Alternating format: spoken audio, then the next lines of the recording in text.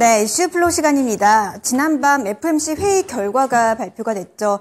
마지막 금리 인상 또 연내 피봇 가능성에 대한 기대감도 있었지만 연준은 피봇 가능성에 대해서 선을 그었습니다.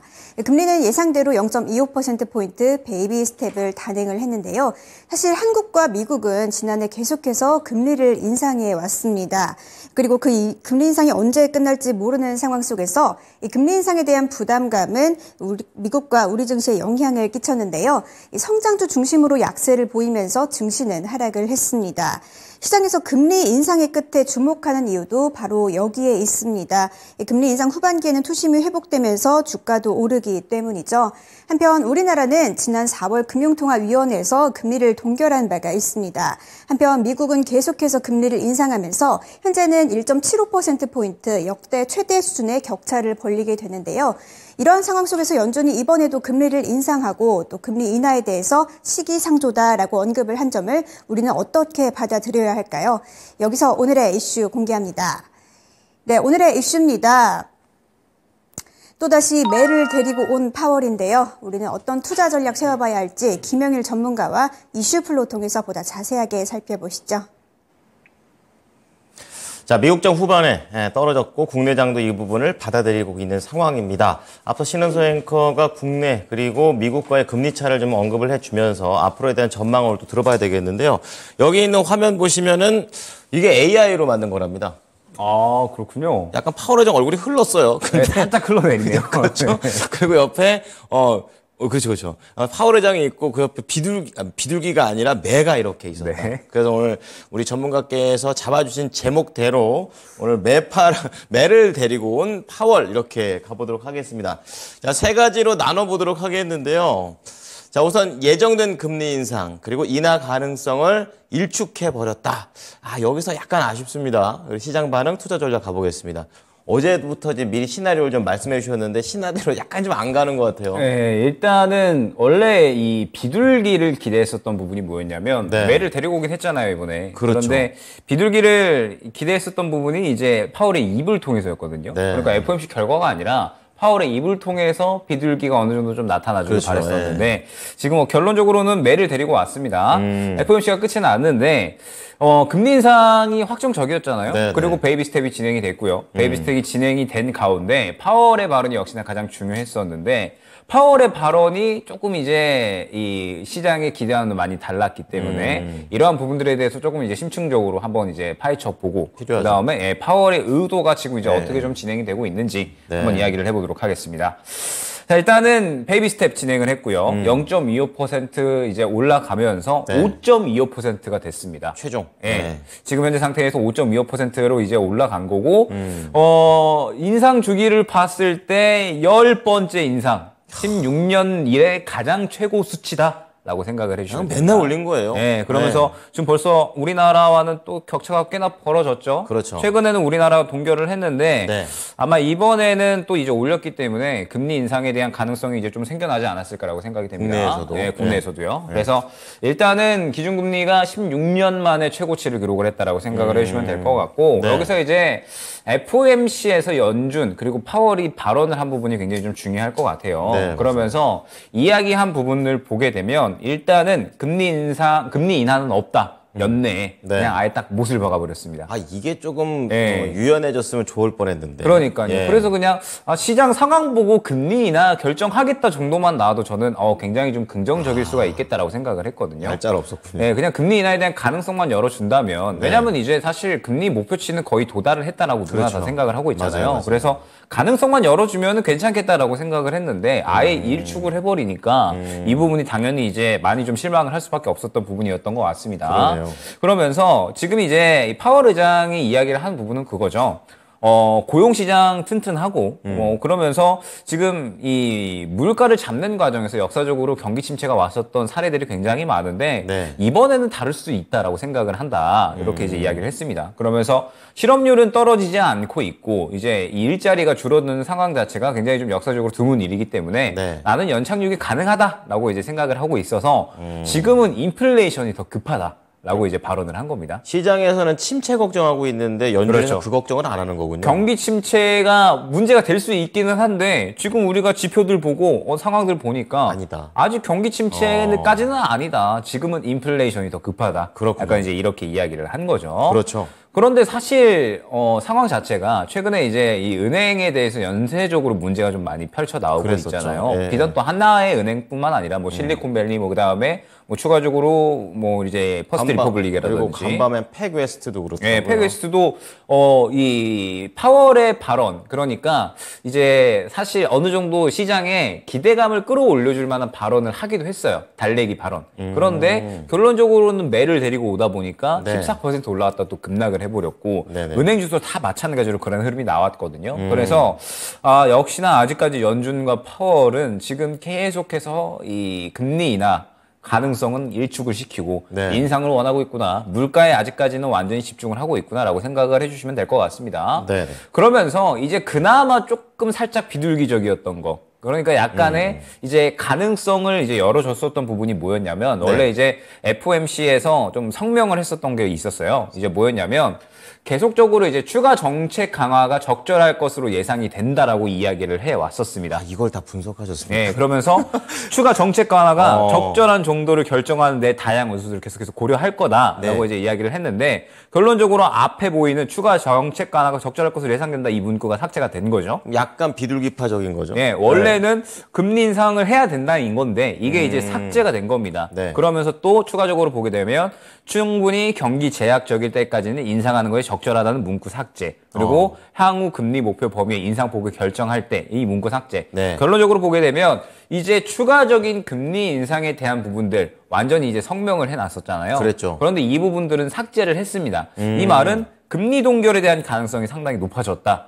네, 금리 인하까지는 아닌데 금리 동결에 대한 부분들은 상당히 가능성이 높아졌다라고 생각을 해주시면 될 것 같아요. 그렇군요. 그런데 사실 이제 저는 금리 동결까지만 그래도 어느 정도 이야기를 해주면 네네네. 이제 6월 달에 FOMC 있고 쭉쭉쭉 있잖아요. 그렇죠. 그럼 FOMC 할 때마다 금리 인하에 대한 기대감이 좀 형성이 될 거였단 말이죠. 네. 그런데 일단은 금리 인하에 대한 부분들 아예 일축을 시켜버렸고 네. 그럼 확실하게 금리 동결이라도 좀 가능성이 크게 생겼으면 되는 거였는데 그렇죠. 그것도 완전하게 결정 지어주지는 않았죠. 그러니까 금리 동결에 대해서 완전히 결정이 내려진 건 아니다라고 또 발언을 해버렸어요. 그렇군요. 그러다 보니까 완전히 이제 매파적으로 발언을 다 해석을 해버린 겁니다. 네네. 지금 더욱 제약적인 통화 정책이 필요하다면 우리는 더 많은 일을 할 준비가 돼 있다. 이렇게 이제 발언을 한 거죠. 그렇군요. 그러면서 여전히 인플레이션이 그렇게 빠르게 내려오지 않을 것이다라고 견해를 갖고 있고 최근에 6%가 나왔잖아요. 네. 아직까지 차이가 많이 나죠. 연준이 2에서? 원하는 이 인플레이션은 2%대니까 여전히 지금 현재 상태에서 차이가 많이 난다. 그래서 우리는 인플레이션에 더더욱 집중을 할 것이다라고 이제 실질적으로 발언을 한 거죠. 네. 그래서 시장이 기대했었던 부분이 금리 인하.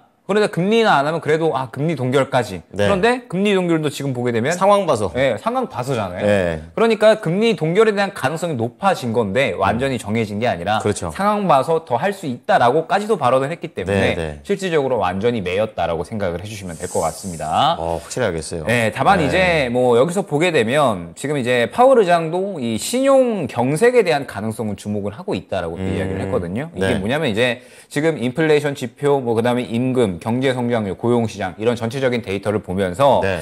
최근 6, 7주간에 특히나 더욱더 이제 신용 경색에 대한 부분들의 가능성을 이제 좀 많이 봤다라고 합니다. 그게 뭐 은행 그거예요? 그렇죠. 이 말은 최근에 이제 뭐 은행 건들에 대한 것이라든지 그 다음에 금리 인상에 대한 부작용들 이런 것들에 대해서 최근 6, 7주간에 굉장히 이제 이 어떤 상황들을 좀 지켜봤다라는 거죠. 그러면서 그렇죠. 네. 중소은행들이 이 신용 기준을 또 높이는 것을 어떻게 또 진행을 하고 있는가 이런 것들을 보면서 네. 신용 여건이 만약에 이제 여기서 더 조여지면 경제에는 또 역풍이 될 수가 있으니까 이 부분들을 충분히 고려하면서 지금 이 금리에 대한 부분도 결정을 할 건데 네. 파월이나 연준에 일단은 최근에 굉장히 좀 주의 깊게 봤는데 아직까지는 괜찮다. 라고 은행 판단을 쪽은? 한 거죠. 그렇군요. 경제 여건이라든지 전체적으로 예. 경기 상황들을. 예. 그래서 지금 이제 이번에 뭐 추가적으로 금리 인상을 한 거고 아예 매파적인 발언을 했다라고 생각을 해주시면 되고 일단은 연휴를 또 이제 오늘 앞두고 있는 상태잖아요. 그렇죠. 예, 그러면서 이제 다음 주부터 본격적으로 5월 시장이 실질적으로 시작이 된다라고 생각을 해주시면 될 것 같은데 네. 뭐 결국에는 지금 현재 상태에서는 시장이 이제 지지를 보여주는 게 굉장히 좀 중요하겠죠. 코스피나 코스닥이나 시장이 좀 이제 지지를 보여주는 게 중요할 것 같고, 네. 지금 투자자들은 그래도 좀 긍정적인 부분을 보고 있어요. 이제 6월달 FOMC가 있는데 6월달 FOMC에는 그래도 추가적으로 지금 상태에서 물가가 더 내려갈 것 같은데 네. 그러면은 금리 인하에 대한 최소한 금리 동결 가능성을 좀 높여주지 않을까라고 생각을 하고 있고 대부분의 투자자들은 다 금리 동결을 예상을 하고 있습니다. 네. 왜냐하면 이미 이제 많은 투자자들이 이미 이번 이 FOMC 하기 전에도 지금 계속해서 이 금리 동결해야 된다. 왜냐하면 지금 현재 이 긴축이 계속적으로 부작용이 나타나고 있기 때문에 네. 지금 현재 상태에서는 어느 정도 금리 동결에 대한 부분들 계속적으로 이제 어느 정도 좀 나타내 줘야 된다라고 이야기를 하고 있어서 이게 이제 월스트리트 전문가들이 하는 얘기입니다. 네, 그렇죠. 그러면서 지금 이제 어찌됐든 이 긴축을 더 했으니까 이런 네. 부분들은 물가 추세 더 둔화시킬 것이다라고 이제 이야기를 한 거고 그러면은 이제는 금리 동결을 하지 않을까 최소한 금리 인상은 이제는 더 없을 거고 최소한 금리 동결은 해주지 않을까 이제 또 기대를 하고 있는 겁니다. 전체적인 투자자들은. 또 약간 시장은 연준보다는 조금 더 금리와 관련해서 의견이 좀 다르네요. 살짝은. 그렇죠. 네.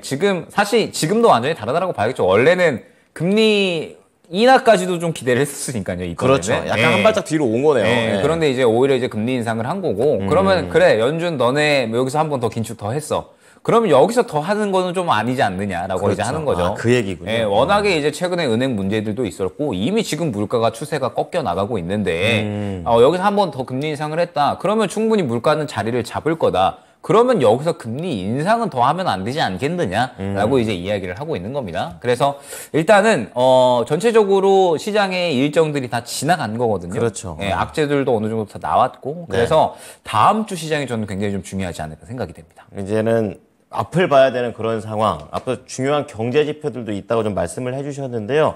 이제 시장의 반응에 대해서 조금 더 두 번째 플로우에서 다뤄보도록 하겠습니다. 어떤 부분을 좀 보면 됩니까? 일단은 뭐 지수 차트 보면서 이야기를 해보면 좋을 좋아요. 것 같습니다. 자, 지금 보게 되면 코스피는 약 한 2,450 구간 정도에서 이제 2,400 구간에 굉장히 강한 지지 라인을 확보를 하고 있는 상태입니다. 네.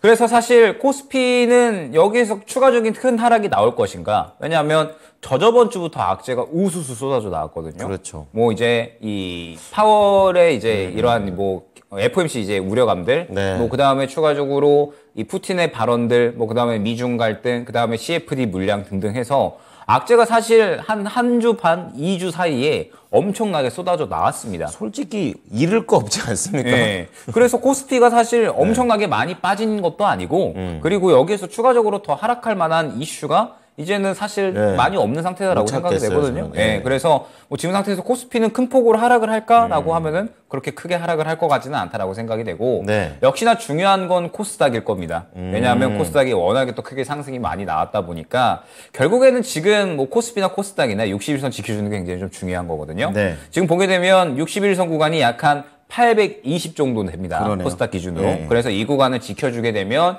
추가적으로 이제 약한 900선까지 다시 이제 반등을 할 수 있을 만한 모멘텀을 만들 수가 있을 것이고, 예. 만약에 그렇지 않으면 현재 구간 이탈 시에는 추가적으로 이제 700 후반대까지 하락을 할 수가 있겠죠. 때문에 61선을 지켜주는 게 굉장히 좀 중요하다라고 생각이 되는데, 네. 일단 저는 긍정적인 부분, 그나마 좀 긍정적인 부분이 무엇이냐라고 했을 때, 네. 보통 시장이 하락할 때 반응하는 종목들 있잖아요. 네. 최근에 예를 들면, 히토류라든지, 네, 뭐, 맞아요. 그 다음에 뭐, 흑해 곡물 관련된 종목들이라든지 보게 되면, 지금 너무 많이 올라갔어요. 너무 많이 올라갔고, 그래서 사실 전체적인 종목들이 약간의 급락이 나오고 있습니다. 보게 되면. 미래생명자원도 최근에 이제 곡물 관련해서 대장으로 움직였다가 지금 오늘 약한 7% 올라갔다가 마이너스 7%로 바뀌었거든요. 네. 물량이 상당히 강하게 나왔다라고 생각이 되고, 그 다음에 유니온이나 유니온 머티리얼 이런 종목들 네. 오늘까지 수세 추가적으로 나오고 있긴 하지만 슬슬 또 약간 물량이 나오는 모습들 보여주고 있죠. 그 다음에 최근에 이제 뭐 페라이트 관련된 종목들 네. 결국에는 이 히토류에 이어서 이제 추가적인 상승이 나오는 건데 네. 페라이트 관련된 종목들 대장이 지금 삼아줬는데 세기는 세요. 그런데 그 외에 2등, 3등주들은 지금 반응 나왔다가 또 차익 실현 나오고 있거든요. 차별하군요. 예, 그래서 순환이 전체적으로 이제 한 바퀴 싹 돌고 있기는 하다라고 생각이 됩니다. 네. 그런데 순환이 지금 사실 최근 2주 동안에 굉장히 많이 나왔기 때문에 네. 힘이 이제 슬슬 붙일 만한 구간이 오지 않았을까. 그러면서 제가 이번 주에 말씀을 드렸던 게 네. 2차 전지 이제 슬슬 장바구니에 담아야 될까라고 말씀을 드렸잖아요. 예. 최근에 많이 떨어진 종목들이 워낙에 이제 많이 보인다라고 생각이 되고 그러면서 이제 이 종목군들이 바닥에서 자리를 잡아주면 충분히 이제 다시 한번 올라갈 수 있을 만한 그림이 나올 때가 됐다라고 생각을 하고 있습니다. 네. 그래서 지금 긍정적인 부분이 무엇이냐? 일단 오늘 시장은 어찌됐든 이 FOMC에 대해서 반응을 하고 있죠. 안 좋게 반응을 하고 있고 결국에는 다음 주에는 이제 시장이 어떻게 될 것이냐라고 했을 때 강하게 움직이는 힘들 겁니다. 왜냐하면 사실 안 좋은 이야기들도 다 나오기는 했는데 그렇다고 좋은 이야기가 나올 게 없어요. 좋은 이야기가 이제 나와주려면 결국에는 반도체, 그렇죠. 이 삼성전자가 최근에 이제 감산을 했으니까 네. 재고 이제 줄어든다라는 이야기 나오게 되면은 이제 뭐 이쪽이 주도주로 움직일 수가 있겠죠. 혹은 이제 뭐 2차전지 쪽에 IRA 수혜가 생각보다 더 크다. 그렇죠. 뭐 이런 이야기 나오게 되면은 상당히 또 좋은 상승이 나올 수가 있을 것 같은데 아직까지는 당장에 그런 이야기를 기대하기는 힘들 것 같단 말이죠. 약간 무풍지대네요. 네, 지금 약간 이제 무풍지대에 진입을 했고 무풍지대에 진입을 했다라고 하면 결론적으로는 매우 일부 이 수급을 받았었던 종목들만 움직일 거고 완전히 개별 종목 장세가 될 거다라는 겁니다. 네. 그러다가 이제 시장이 지금 구간에서 뭐 현재 구간을 지켜준다라고 하면 당분간 행보세를 그리다가 이제 좋은 이야기, 네. 뭐 다시 한번 반도체 쪽에 대한 좋은 이야기가 나온다라거나 했을 때 고개를 틀어줄 수가 있겠죠. 그리고 여기서 한 가지 더 안 좋은 악재가 나온다라고 하면 네. 이탈을 할 수도 있겠고요. 때문에 지금 구간에서는 아직까지는 조금 이제 보수적인 매매가 필요하지 않을까. 그러면서 선별적으로는 당분간은 접근을 해야 됩니다. 말씀드렸듯이 무풍지대이기 때문에 지금 당분간 저는 개별 종목 장세가 이어질 거다라고 보고 있거든요. 네네. 그렇기 때문에 완전히 이제 일부 수급이 들어간 종목들에만 이제 집중을 좀 해야 되는 시기고 아마 보수적인 매매 전략은 조금 더 이어져야 되는 구간이 아닐까 생각이 됩니다. 네. 그럼 조금 더 이제 구체적으로 전략하고서 마무리 짓도록 하겠습니다. 그러니까 전략적인 부분에 대해서 결국에는 5월 시장이 항상 이제 이 세렌네이 이야기가 나오는 구간이잖아요. 그렇죠. 예. 그 이유 자체가 이제 지금 시장도 이제 마찬가지처럼 전체적으로 좋은 이야기가 한 바퀴 싹 돌았고요. 예. 그다음에 지금 또 악재 단기 일정이 또 한 그렇죠. 바퀴 싹 네, 돌았습니다. 맞아요. 네. 그래서 좋은 이야기, 안 좋은 이야기 싹 다 돌았으면 이제 여기에서 안 좋은 이야기 나오면 더 빠지는 거고 좋은 이야기 나오면 이제 더 크게 올라가는 건데 지금 사실 그래도 안 좋은 이야기보다는 좋은 이야기가 조금 더 다가올 게 있지 않나라고 생각이 됩니다. 네. 쉽게 예단할 수는 없네요. 네, 쉽게 이제 먼저 예측을 할 수는 없는 부분이고 다만 이제 지금 시장이 아직까지는 악재에 조금 더 민감한 것 같다라고 생각은 됩니다. 네. 그러면서 지금 현재 이 코스피나 코스닥이나 이 지지하는 구간은 좀 확실하게 지켜봐야 될 것 같고 말씀드렸듯이 완전히 개별 종목 장세가 이어질 거거든요. 네. 그러면서 상대적으로 유동성이 활발했던 구간보다는 많이 이제 축소가 될 거니까 그 말뜻은 무엇이냐? 예전에 이제 우리가 한번 이 작년 시장을 생각을 해보면 네. 12월 달 정도? 그러니까 하락장 슬슬 마무리되는 구간에 보게 되면 전체적으로 그림이 다 깨져버리잖아요. 그림이 다 깨져버리면서 이제 이 굉장히 좋은 이슈가 나오기 전까지는 완전히 개별 종목 장세로 이제 진행됐었던 걸 다들 기억을 하실 겁니다. 그래서 그럴 때도 패스트 팔로우 전략이 되게 좋았었죠. 네, 그래서 이제 수급 들어가는 거 보고 그 다음에 이제 접근을 하는 게 사실 저는 시장에서 가장 훌륭한 전략이다라고 생각을 했었거든요. 아마 지금도 5월 달은 마찬가지가 될 겁니다. 네. 오늘 시장 싹 보니까 결국에는 이제 일정 다 돌아서 관련된 이 반응 나올 종목들은 반응 다 나왔고 그러면 이제 새롭게 수급이 들어와줘야 되는 섹터군들이 출연을 해줘야 되는 거거든요. 그렇죠. 그러면 이 종목 나올 때까지는 완전히 개별주로 움직일 수밖에 없다라고 생각이 되기 때문에 네. 다음 주에 가장 중요한 게 무엇이냐? 결국에 빠르게 다가와주면 좋아요. 뭐 예를 들어서 반도체 쪽이 조금 더 빠르게 반응을 해서 뭐든. 뭐 주도주의 역할을 해주면 괜찮습니다. 그러면 이제 그쪽만 접근을 하면 되거든요. 그런데 그러한 어떤 시장을 주도하는 섹터가 나타나기 전까지는 지금처럼 완전 개별주로 움직일 겁니다. 그러면 완전히 개별주로 움직인다라고 했을 때 그 개별주를 접근을 잘하면 수익 보는 거고 그렇죠. 그러면 이제 못하는 이제 수익 못 보는 심심한 장이 되는 거거든요. 네. 그래서 저번에 한번 1대 99의 장이다. 네, 1이 이제 수익을 잘 보는 장이고 99는 그렇죠. 심심하다. 네. 네, 그래서 여러분들은 1이 될 필요성이 있다라는 점 그리고 1이 될 가능성은 이제 수급을 좀 잘 보셔야 된다라는 거. 네. 다음 주 월요일에 수급 잘 들어가는 종목은 결국엔 또 그 주를 이끌어갈 확률이 높으니까 수급 잘 들어가는 종목은 계속해서 좀 지켜볼 필요가 있고 당분간의 주도 섹터가 나타날 때까지는 웬만하면 이 개별주 장세가 될 거니까 굉장히 선별적인 매매를 계속해서 좀 진행을 해보자 안내를 드리도록 하겠습니다. 네. 김영일 전문가한테 유리한 장이 오고 있다는 얘기입니다. 이번 무풍지대도 기대해 보도록 하겠습니다. 네. 감사합니다. 감사합니다. 네, 이슈 플로우 김영일 전문가였습니다.